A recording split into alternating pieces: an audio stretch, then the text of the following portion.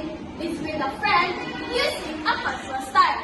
And the second scene is with a teacher using a formal style. Scene 1. Talking to a friend. Casual style.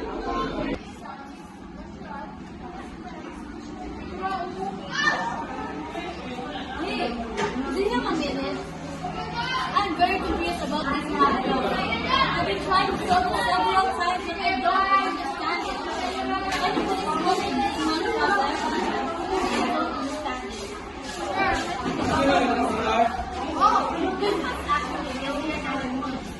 First, this one then you sacrifice it.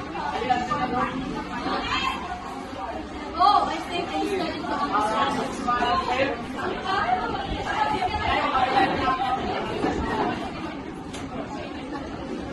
Like this?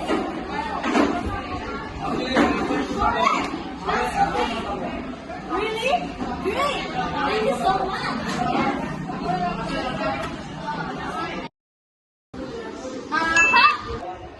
This word sounds natural because friend usually speak in an informal and comfortable way. I even thought she was making a request and she did not need to sound very formal because they know each other well.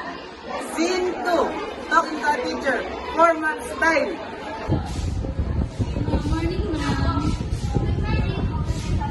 Ma'am, may I ask for your help with this math problem? I'm having difficulty understanding.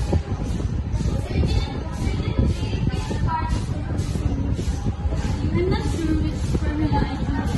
I suggest it. I don't understand why my answer is different than That's right. Always check your solution before writing your final answer. Okay, I will, ma'am. Have a nice day. You too. Thank you, ma'am. Aha! This thing shows the same speech app, which is making a request. But this time, she used formal and consultative speech style because she was talking to her teacher. She also spoke in complete and polite sentences.